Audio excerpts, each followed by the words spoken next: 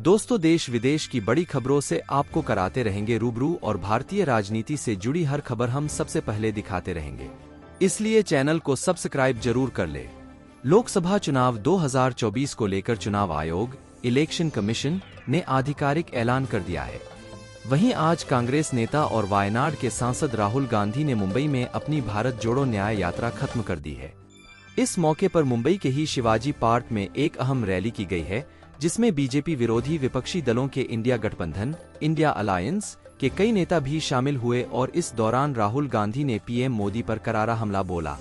राहुल ने पीएम मोदी को राजा बताते हुए कहा कि राजा की आत्मा ईवीएम, सीबीआई और ईडी में बसती है। राहुल गांधी ने अपनी दोनों यात्राओं को लेकर उन्होंने कहा कि पिछले साल हमने कन्याकुमारी से कश्मीर तक यात्रा की। अगर मैं आपसे 2004, 2010, 2014 में पूछता कि मुझे 4000 किमी कन्याकुमारी से कश्मीर चलना पड़ेगा, ऐसा सोच भी नहीं सकता था। ये यात्रा हमें क्यों करनी पड़ी? देश का कम्युनिकेशन सिस्टम, मीडिया या सोशल मीडिया देश के हाथ में नहीं है। जनता के मुद्दे बेरोजगारी, हिंसा, नफरत, महंगाई, किसानों, अग्निवीर के मुद्दे आपको मीडिया में नहीं दिखेंगे। राहुल गांधी ने कहा कि हमको ये यात्रा इसलिए करनी पड़ी क्योंकि कोई और चारा नहीं था।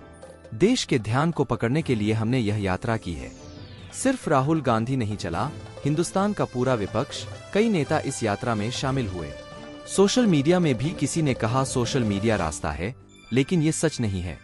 बीजेपी और पीएम नरेंद्र मोदी पर हमला बोलते हुए राहुल गांधी ने कहा कि किसी ने कहा कि राजा की आत्मा EVM, CBI, ED, income tax में है। इसी राज्य के एक वरिष्ठ नेता कांग्रेस छोड़ते हैं और मेरी मां से रोकर कहते हैं कि मुझे शर्म आ रही है कि इस शक्ति से लड़ने की हिम्मत नहीं है, मैं जेल नहीं जाना चाहता।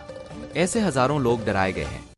शिवसेना, एनसीपी, एससीपी के लोग यूं ही चले गए, वे सब डरकर बीजेपी में गए हैं। बता दें कि राहुल गांधी ने अपनी न्याय यात्रा मणिपुर से शुरू की थी। मणिपुर को लेकर राहुल गांधी ने कहा कि मणिपुर में इसी शक्ति ने सिविल वॉर का माहौल बना रखा है। मैंने सोचा कि यात्रा वहीं से शुरू होगी और धारावी में खत्म होगी। मुंबई टैलेंट का केंद्र है, यही शक्ति एक साथ लोगों को बर्बाद करने में लगी है। राहुल गांधी ने कहा कि चीन में एक शेंझेन है, धारावी शेंझेन का मुकाबला कर सकते हैं, बस उनके लिए बैंक के दरवाजे तो खोलिए। यहाँ 22 लोगों के पास उतना ही धन है जितना हिंदुस्तान के 70 करोड़ लोगों के पास है। राहुल ने भारत के काम करने के सिस्टम को लेकर कहा कि भारत में इंटरनेशनल एयरपोर्ट खुलवाने के लिए साल लग जाते हैं। यहाँ शादी के लिए 10 दिन में इंटरनेशनल एयरपोर्ट खुल जाता है। खोलिए, मगर अन्य प्रदेशों में भी तो एयरपोर्ट खोलिए। गौरतलब है कि हाल ही में जामनगर में रिलायंस के प्रमुख मुकेश अंबानी के बेटे अनंत अंबानी का राधिका मर्चेंट के साथ प्री वेडिंग समारोह हुआ था, जिसके चलते जामनगर में 100 से ज्यादा फ्लाइट्स लैंड और टेक ऑफ हुई थी।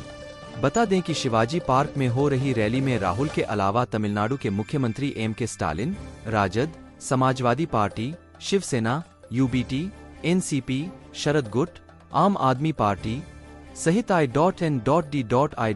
ब्लॉक की अन्य पार्टियों के नेता मौजूद हैं। इस रैली को विपक्ष का शक्ति प्रदर्शन माना जा रहा है।